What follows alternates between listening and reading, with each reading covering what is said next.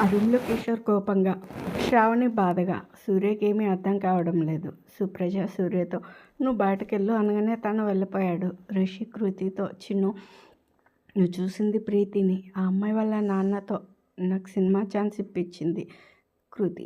మరి నాకెందుకు చెప్పలేదు? రిషి నీకు సర్ప్రైజ్ ఇద్దామని. కృతి ఓహో ఇన్స్టిట్యూట్లో వర్క్ చేస్తున్నానని ఎందుకు అబద్ధాలు చెప్పావు?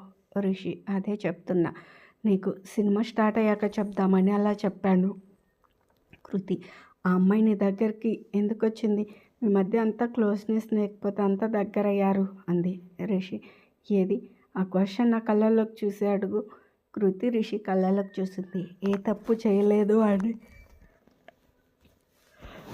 రిషి కళ్ళు చెప్తూ ఉన్నాయి. కృతి కోపంలో ఎంత వద్దనుకున్న రిషి ప్రీతిని అలా చూడడమే గుర్తొస్తుంది. అది చూడబట్టే తనకు యాక్సిడెంట్ అయ్యి తన బేబీ దూరం అయింది. ఇది బలంగా తన మైండ్లో ఫిక్స్ అయింది. కిషోర్ కలుగు చేసుకుంటూ చూడు, నువ్వు పొద్దున మాల్లో నాకు కనపడినప్పుడు అడిగాను వాళ్ళెవరని. నువ్వు ఆన్సర్ చాలా ప్రౌడ్గా చెప్పావు. కనీసం అప్పుడైనా చెప్పావా సినిమాలో యాక్ట్ చేస్తున్నానని అని అడిగాడు రిషి. ఏయ్ మధ్యలో నీకేంటి చెప్పేది?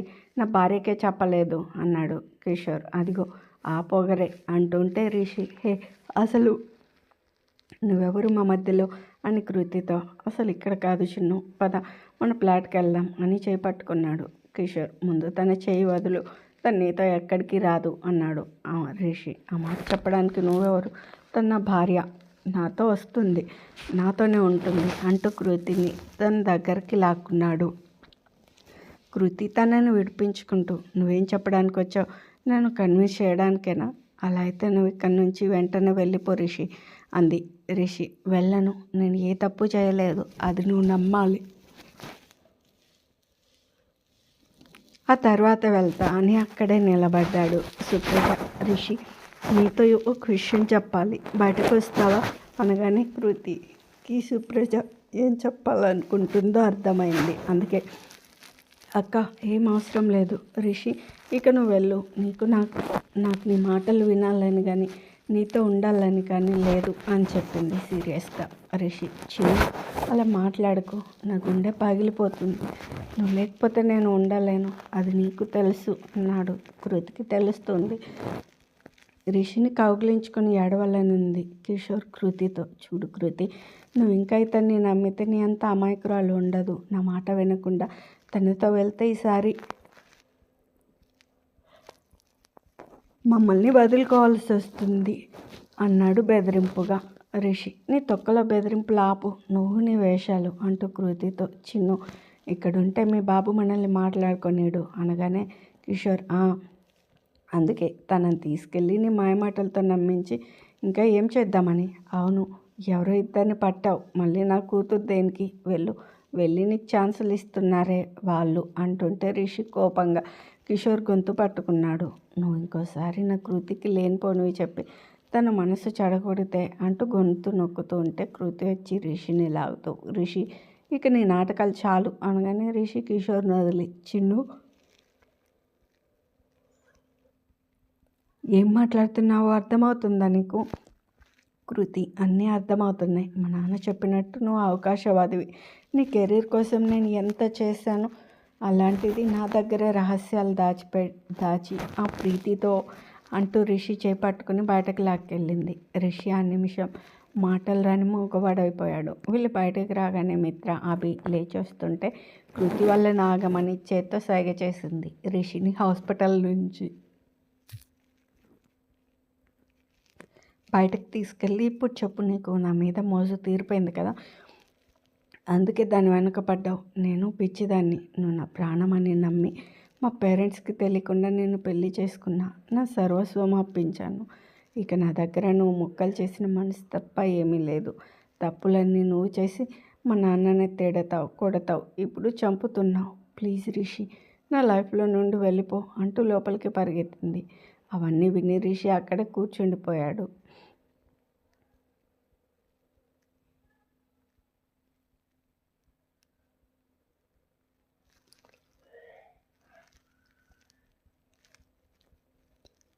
మిత్ర కృతి లోపలికి రావడం చూసి బయటకు వచ్చింది. రిషి కనపడలేదు. ఫోన్ చేసింది, లిఫ్ట్ చేయలేదు.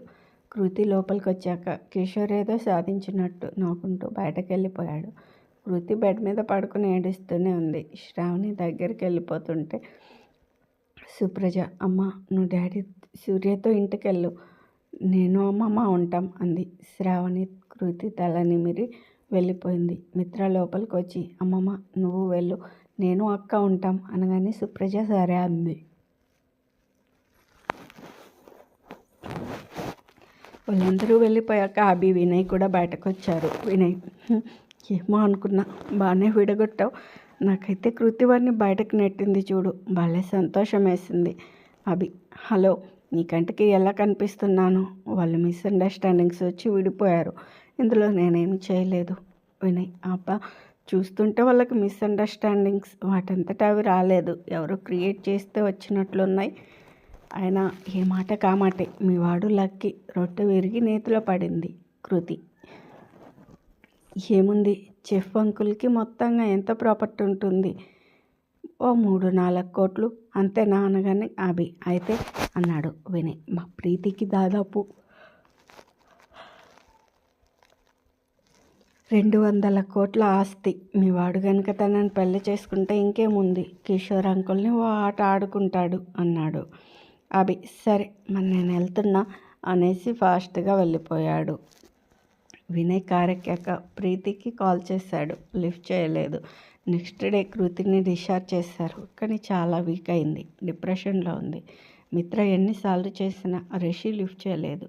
రిషి ముందు రోజు కృతి అన్న మాటలకి బాధపడుతూ ఇంటికి వెళ్ళాలనిపించక ఏదో పార్కులో పడుకుండిపోయాడు. పొద్దున్నే మెలకువ వచ్చింది, గుండె అంతా బరువుగా ఉంది, ఫోన్ చూడలేదు. అలాగే ఇంటికి వెళ్ళాడు. చాణక్య తనకు ఎన్నోసార్లు కాల్ చేశాడు, తను అర్జెంటుగా ఊరు వెళ్తున్నా అని. వాచ్మెన్కి కీస్ ఇచ్చి వెళ్ళాడు. రిషిని చూడగానే వాచ్మెన్ కీస్ ఇచ్చాడు. రిషి లోపలికి వెళ్ళి సోఫాలో పడుకొని ఏడుస్తూనే ఉన్నాడు. కాసేపు ఆగి కృతికి సెల్కి మెసేజ్ పెట్టాడు. చిన్ను, ఇన్నేళ్ళ మన ప్రేమలో ఇదేనా నువ్వు నన్ను అర్థం చేసుకుంది? నీకు తెలుసు కదా, నేను నీలో మా అమ్మని చూసుకుంటా. కారణం నాకు మా అమ్మ ఉన్నా లేనట్లే. నా కెరీర్కి నేను వాడుకున్నానా? ఏమన్నావు? నీ మీద మోజు, అసలు అలా ఎలా అనగలిగావు? నీ మీదొట్టు, మన ప్రేమ మీద సాక్షిగా నేను ఎటువంటి తప్పు చేయలేదు. అయినా సరే నీ మీద కోపం రావడం లేదు, కానీ బాధ, చెప్పలేని బాధ. కోపంలో అని ఉంటావు, నీ కోపం తగ్గాక అప్పుడు కాల్ చేయి, నేను వస్తా. అప్పటిదాకా నిన్ను డిస్టర్బ్ చేయను. ఎప్పుడు నీ గుండె చప్పుడులో ఉండే నీ రిషి. ఆ రోజంతా పడుకునే ఉన్నాడు, ఏమీ తినలేదు. మిత్ర ఎన్నిసార్లు కాల్ చేసినా లేవలేదు. 2 రోజుల పాటు రిషి ఏం తినకుండా కృతి మెసేజ్ కోసం అలాగే ఉండిపోయాడు. ఆకలి గుర్తులేదు, నిద్రని మర్చిపోయాడు. అక్కడ కృతి పరిస్థితి అంతే. మిత్ర 3 రోజుల తర్వాత ఎవరూ లేకుండా చూసి, కృతి ఏంటి ఇలా అయిపోయావు? అసలు నువ్వేనా? రిషి గురించి మా అందరికంటే నీకే తెలుసు. చూడు, మన కళ్ళు చూసిన ప్రతిదీ కరెక్ట్ అనుకుంటే ఇక నీ మనసు ఎందుకు? ఒకసారి ఆలోచించు. రిషి ఆ రోజు నుంచి ఫోన్ లేపడం లేదు. నా మాట విను, వాడితో నువ్వు మాత్రమే వెళ్ళి మాట్లాడు అనగానే కృతి, నాకు అబార్షన్ అయింది అంది ఎంతో బాధగా. మిత్ర, వాట్, కమ్ అగైన్ అంది. కృతి, నేను ప్రెగ్నెంట్ కానీ అంటూ మిత్రని చుట్టుకొని ఏడ్చింది. మిత్ర కృతి కళ్ళు తుడుస్తూ, వాడికి చెప్పావా? అసలు అబార్షన్ అని ఎవరూ అనలేదు అనగానే కృతి, నేను ప్రెగ్నెంట్ అని అక్కకి మాత్రమే తెలుసు, ఎవరికి తెలియదు. ఆ విషయం రిషికి చెప్దామంటే ఏంటో ఒకదాని తర్వాత ఒకటి చిరాకులు. తీరా తనని ఆ ప్రీతితో చూసేసరికి నాకు ఏమీ అర్థం కాలేదు. యాక్సిడెంట్, అబార్షన్ అంది మిత్ర. దిస్ ఈజ్ రెడిక్యులస్ కృతి, నువ్వు ప్రెగ్నెంట్ అని నీ భర్తకి చెప్పలేదు, మరి అలాంటిది వాడి సినిమా ఛాన్స్ వచ్చిందని నీకు చెప్పలేదని వాడిని ఎలా తప్పు పడతావు? కృతి, తనకు ఎదురుగా చెప్దామని వెళ్ళా, కానీ తను రాలేదు. మిత్ర, రాలేదు, వాడిది తప్పే, అందుకని ఇంత పెద్ద విషయం దాచి నువ్వు కూడా వాడిని మోసం చేసావు అంది. కృతి, సరే తప్పు నాదే, ఒప్పుకుంటా. ప్రీతికి తన ఇంట్లో ఏం పని చెప్పమను, తను కిస్ చేయలేదు, ఆమె చేసింది అంటున్నాడు. తను ఎందుకు ఊరుకోవాలి? లాగిపెట్టి కొట్టద్దా? అసలు ఇంత చనువు ఎందుకు ఇవ్వాలి అనగానే మిత్ర, సరే తప్పు 2 వైపులా ఉంది, ఇప్పటికి మించిపోయిందేమీ లేదు. నువ్వు వాడితో మాట్లాడి అన్నీ తేల్చుకో. జీవితం చేజారిపోయాక బాధపడి ప్రయోజనం లేదు. నేను మాట్లాడతాను వాడితో, అడ్రస్ చెప్పు అనగానే కృతి అడ్రస్ చెప్పింది. మిత్ర రిషి ఇంటికి వెళ్ళింది. లాక్ చేసింది. ఫోన్ స్విచ్ ఆఫ్ వస్తుంది. కిందికి వెళ్ళి వాచ్మెన్ అడిగింది. అతను తెలియదన్నాడు. మిత్ర ఆ రోజు సాయంత్రం రిటర్న్ అవ్వాలి. అందుకని ఏదో రాసి ఒక లెటర్ ఇచ్చి రిషికి ఇమ్మంది. ఆ రోజు కృతికి విషయం చెప్పి తను వెళ్ళిపోయింది. రిషి వచ్చేసరికి వాచ్మెన్ బయటకు వెళ్ళి ఉండడంతో ఆ లెటర్ ఇవ్వలేదు. రిషికి చానక్కి ఇచ్చిన ఫోన్ కూడా పనిచేయకపోవడంతో తనకు ఫోన్ గుర్తొచ్చి రిపేర్ షాప్ నుండి తీసుకొచ్చి ఆన్ చేశాడు. చానక్కి ఇచ్చిన సిమ్ వేశాడు. ఒకవేళ కృతి ఆన్సర్ ఇచ్చిందేమో అని తన సిమ్ కూడా వేశాడు. ఫనీ దగ్గర నుంచి ఎన్నో మెసేజెస్. అది చూసి కాల్ చేశాడు. ఫనీ వెంటనే లిఫ్ట్ చేసి, రిషి ఏమైపోయావు, ఎక్కడున్నావు అని అడిగాడు ఆత్రంగా. రిషి ప్రస్తుతానికి బతికే ఉన్నా సార్ అన్నాడు విరక్తిగా. ఫనీ ఏమైంది రిషి అని అడిగాడు. రిషి ఏం మాట్లాడలేదు. ఒక నిమిషం తర్వాత, సారీ సార్, నేను మూవీ నుంచి తప్పుకుంటున్నా.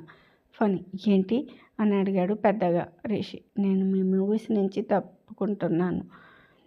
పని ఏమైంది రిషి, ఎందుకంత పెద్ద డెసిషన్? అసలు ఇదంతా కాదు, మీ అడ్రస్ చెప్పు, నేను వస్తా, మాట్లాడుకుందాం అన్నాడు. రిషి అడ్రస్ చెప్పాడు. ఏంటి చిన్ను నా మెసేజ్ చదివినట్టు బ్లూ మార్క్ వచ్చింది, ఎందుకు రిప్లై ఇవ్వలేదు? 3 రోజులైంది, అసలు ఏం జరుగుతుంది? సరే ఏదైతే అది అయ్యింది, ఇక నా వల్ల కాదు, ఫోన్ చేస్తా అనుకుంటూ తనలో ఫోన్లో నుంచి కాల్ చేశాడు. కృతి నిద్రలో ఉండి చూడలేదు. 4 సార్లు చేశాడు. మొట్టమొదటిసారిగా రిషిలో బాధ ప్లేస్లో కృతి మీద కోపం మొదలైంది. నా తప్పు లేకపోయినా వచ్చి నేను అంత బతిమాలాను, మెసేజ్ చేశాను, అయినా నీ మనసు కరగదేమి, నేను మనిషినే అనుకున్నాడు. కృతి నిద్రలేచి ఫోన్ చూసింది. రిషి నుంచి ఫోన్. చాలా హ్యాపీగా ఫీల్ అయింది. వెంటనే కాల్ చేద్దామని ఫోన్ తీసుకుంది. అప్పుడే సూర్య లోపలికి వచ్చి, అక్క నీకోసం మీ స్టాఫ్ వచ్చారు అన్నాడు. కృతి ఆ తొందరలో ఫోన్ సంగతి మర్చిపోయి గబగబా బయటకు వెళ్ళింది. తన స్టాఫ్తో పాటు వాళ్ళ బాస్ సంజయ్, కేకే గ్రూప్ కృష్ణకాంత్ గారి అబ్బాయి, చాలా కూల్. స్టాఫ్కి అతనంటే చాలా ఇష్టం. కృతి సార్ మీరిక్కడ? సంజయ్ కృతి మీరు ఓకే కదా అని అడిగాడు. కృతి ఓకే సార్ అంది. సంజయ్తో పాటు 10 మంది స్టాఫ్ వచ్చారు. శ్రావణి వెళ్ళి అందరికీ జ్యూస్లు తెచ్చింది. సంజయ్ ఇల్లంతా చూస్తున్నాడు. కిషోర్ అప్పుడే వచ్చాడు. కృతి సంజయ్ని వాళ్ళ ఇంట్లో అందరికీ పరిచయం చేసింది. సంజయ్ కృతి ఎప్పటి నుంచి వస్తున్నావు అని అడిగాడు. కృతి సార్ ఆ విషయం గురించే మాట్లాడడానికి రేపు మీతో మాట్లాడడానికి వద్దాం అనుకున్నాను, మీరే వచ్చారు. సంజయ్ చెప్పండి అనగానే కృతి ఇఫ్ యూ డోంట్ మైండ్ నాతో రండి అని బయటకు వెళ్ళింది. సంజయ్ తన వెనకే వెళ్ళాడు. అక్కడ చైర్స్ వేసింటే ప్లీజ్ అని చైర్ చూపించింది. సంజయ్ కూర్చున్నాడు. కృతి సార్ నేను మన కేకే గ్రూప్స్లో చేయడం నా అదృష్టంగా అనుకుంటూ ఉంటాను అండ్ నాకు ఇల్లులాగా అనిపిస్తుంది. దానికి కారణం మీరు ఎండి గారు. కానీ ఈ మధ్య నా లైఫ్లో కొన్ని అనుకోని సంఘటనలు జరిగాయి. నాకు కోలుకోవడానికి టైం పడుతుంది, అందుకే నేను రిజైన్ చేయాలని డిసైడ్ అయ్యాను అని చెప్పింది. సంజయ్ కృతి మా దగ్గర పనిచేసే వాళ్ళని మా ఇంట్లో వాళ్ళలాగా చూసుకుంటాం, ఆ విషయం నీకు తెలుసు. నువ్వు నేను ఒకేసారి ట్రైనింగ్ తీసుకున్నాం, నీకు గుర్తుందా అంటూ వాళ్ళ మధ్య జరిగిన కొన్ని సంఘటనలు గుర్తు చేశాడు. కృతి అవును, అవన్నీ గోల్డెన్ డేస్, చాలా అల్లరి చేసేవాళ్ళం. సంజయ్ కృతి రిషి ఎలా ఉన్నాడు అనగానే ఇక్కడ ఫనీ రిషి సంభాషణ, అక్కడ కృతి సంజయ్ సంభాషణ సైమల్టేనియస్గా. అక్కడ పని వచ్చాడు. ఈ 4 రోజుల్లో రిషి షేవింగ్ చేయక దేవదాసులా మారాడు. తిండి కూడా తినక చాలా వీక్గా కనిపించాడు. ఫనీ ఏంటి రిషి ఏమైంది అంటూ తన పక్కనే కూర్చున్నాడు. రిషిలో ఏం మాట్లాడలేదు. పని రిషి నీకు అన్నదమ్ములు ఉన్నారో లేదో నాకు తెలీదు, కానీ నాకైతే ఉన్నారు. So you are like my brother. చెప్పు ఏమైంది? రిషి నా భార్యతో గొడవ. ఫనీ ఆశ్చర్యంగా వాట్, నీకు పెళ్ళయిందా? రిషి లవ్ మ్యారేజ్ అంటూ తన ఫోన్లో పెళ్లి ఫోటోలు చూపించాడు. ఫనీ అవి చూసి made for each other love అంటున్నావు, ఎన్నేళ్ళ నుంచి? 8 సంవత్సరాలు. అంటే వాళ్ళ ఇంట్లో ఒప్పుకోలేదా? లేదు, అందుకే చెప్పకుండా చేసుకున్నాం. ఓహో తను ఎలాంటిది? చాలా మంచిది అని చెప్తే కూడా తక్కువ. అలాంటప్పుడు గొడవలు ఎందుకు? ఇక్కడ కృతి సంజయ్తో తనకేం బాగానే ఉన్నాడు సంజయ్. మరి నీకు యాక్సిడెంట్ అయితే నీతో ఉండాలి కదా. కృతి ఏం మాట్లాడలేదు. సంజయ్, ఏమైనా సమస్య? మీ ఇద్దరు గొడవ పడ్డారా? కృతి, గొడవ కాదు, ఫనీ. మరి రిషి, సమస్య నమ్మకం గురించి. సంజయ్, ప్రేమ అమితంగా ఉండే చోట నమ్మకం స్ట్రాంగ్గా ఉండాలి రిషి. అదే లోపించింది ఫనీ. అఫ్కోర్స్ ఒక్కోసారి అది అవతల వల్ల తీరు బట్టి మారుతుంది. కృతి, అదే జరిగింది ఫనీ. అంటే రిషికి ప్రీతి గురించి చెప్పి ఒక ఆడపిల్ల లైఫ్ని నలుగురిలో పెట్టాలని లేదు. సేమ్ కృతికి కూడా. Sanjay, are you jealous? Kriti, అంటే రిషి చాలా హ్యాండ్సమ్, సో తను ఎవరైనా నీ నుంచి దూరం చేస్తారేమో అని. కృతి, సంజు, అఫ్కోర్స్ వాళ్ళిద్దరూ బెస్ట్ ఫ్రెండ్స్. నీకు నా గురించి తెలుసు కదా. ఫనీ, జెలస్ లేదంటావు, మరి ఇదేంటి రిషి? రిషి, నన్ను ఒక అమ్మాయిని కొంచెం తప్పుగా అర్థం చేసుకుని తన కోపంలో యాక్సిడెంట్కి గురైంది. దానికి తోడు వాళ్ళ నాన్నకి నేనంటే మొదటి నుండి ఇష్టం లేదు. అందుకే ఆయన గారు నా మీద కల్పించి ఇంకా చెప్పాడు. సంజయ్, ఓ కమాన్ కృతి, మీ నాన్న రిషి కొట్టాడంటే ఎలా నమ్మావు? రిషి, ఎలా నమ్మిందంటే వాళ్ళ నాన్నకి తనంటే చాలా ఇష్టం. ఎంత ఇష్టం అంటే నన్ను తన లైఫ్లో నుండి తీసేసేంత. సంజయ్, అది ఇష్టం కాదు, మీ నాన్న తను అనుకున్నది జరగాలని పట్టుదల. నా మాట విను రిషి. చెప్పండి ఫనీ. ఒకసారి మూడో వ్యక్తి లేకుండా కేవలం మీ ఇద్దరే కూర్చుని మాట్లాడకండి. కృతి, సరే సంజయ్, గుడ్. నీ రిజిస్ట్రేషన్ని బాస్ ఒప్పుకోలేదు. రిషితో మాట్లాడి ఇద్దరు ఒక్కటయ్యాక అప్పుర్రా, మరి నేను వెళ్తా అంటూ లేచాడు. ఫనీ, సరే రిషి, ఇప్పుడు నాతో రా, షూటింగ్లో జాయిన్ అవ్వు. రిషి, లేదు ఫనీ, ఇంకో 2 days తర్వాత. పని అస్సలు ఒప్పుకోను, నువ్వు రావాల్సిందే. నువ్వు ఎందుకు రావడం లేదు అని ప్రీతి మేడం ఒకటే టెన్షన్ పడుతున్నారు. రిషి, అంతా డెవిల్ వల్లనే అనుకుంటూ మేబీ ఆమెకి నేను రావడం ఇష్టం లేదేమో అన్నాడు. ఫనీ, అదేం లేదు అంటూ ప్రీతికి కాల్ చేశాడు. ప్రీతి లిఫ్ట్ చేసి, ఫనీ వెళ్ళారా రిషి దగ్గరకు? ఏమంటున్నాడు? వస్తా అన్నాడా అనగానే పని, మీరే మాట్లాడండి అని రిషికి ఫోన్ ఇచ్చాడు. రిషి, పర్లేదు నేను తర్వాత మాట్లాడతాను కానీ పని మాట్లాడు రిషి అన్నాడు. రిషి ఇక తప్పదన్నట్లు చెప్పండి అనగానే Preethi, I'm so sorry Rishi, కృతికి యాక్సిడెంట్ అయిందని వినయ్ చెప్పిన దగ్గర నుంచి నేను చాలా ఎంబరేజింగ్గా ఫీల్ అవుతున్నా. నేను కృతితో మాట్లాడి మీ ఇద్దరిని కలుపుతా, నువ్వు షూటింగ్కి రా ప్లీజ్ అంది. రిషి సరే అనేసి ఫనీతో రేపటి నుండి వస్తా అనగానే ఫనీ తనకి థ్యాంక్స్ చెప్పి వెళ్ళిపోయాడు. రిషికి ఏది నమ్మాలో ఎవరిని నమ్మకూడదో అర్థం కావడం లేదు. కృతి తన మెసేజ్ కాల్స్ చూసి కూడా ఫోన్ చేయకపోవడం చాలా కోపం వచ్చింది. కృతి సంజయ్ చెప్పిన దాని గురించి బాగా ఆలోచిస్తుంది. అవును, నేను తొందరపడ్డానేమో, ఫోన్లో కాదు రేపు డైరెక్ట్గా వెళ్ళి రిషిని కలుస్తా అనుకుంది. Next day Rishi early morning లేచి ఫోన్ చూశాడు.